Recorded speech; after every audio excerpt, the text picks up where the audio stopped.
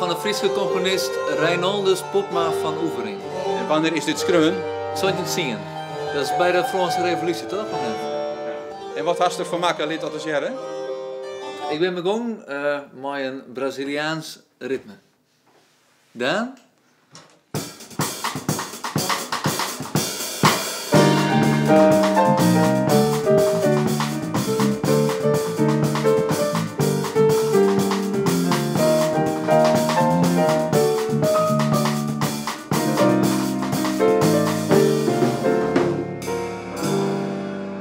Dat klinkt heel oors. Ja. Jonge Frieske muzici zetten klassieke muziek van vergeten Frieske componisten oer in moderne jazz.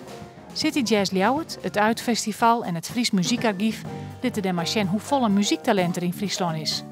Het gaat om stikken van de componisten Reinaldus Popma Oevering uit de 18e eeuw en Richard Hageman uit begin 20e eeuw. Koesto die componisten?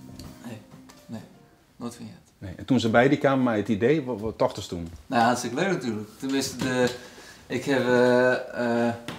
luister wel vaak Radio 4 in de auto en dan juist ik wel mogelijkheden, zeg maar. En ik vind het een hele eer om dit dan te maken. Reinaldus van Popma van Oevering, de klaversymbol muziek waar je net een gedeelte van hoort, daar weet ik ook niet zoveel van. Maar die Richard Hageman, de andere componist, die is eind 19e eeuw geboren in Leeuwarden. Die is op jonge leeftijd al naar Amsterdam gegaan en later naar Amerika. En is daar een hele grote meneer geworden in de filmindustrie. Hij heeft heel veel filmmuziek gemaakt, operamuziek gemaakt. Hoe viel het dan om zo'n oud werk te verwarmen tot jazz? Nou ja, op een gegeven moment komt ze dus bij een punt van, goh, ik pak nou als slot een middendeel uit de originele compositie. Mooi dat wel.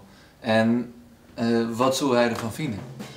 De muziek wordt opgevierd op het City Jazz Leeuwarden Nijewieke Sneur en het Uitfestival Nijewieke Snij, beide in Ljouwert.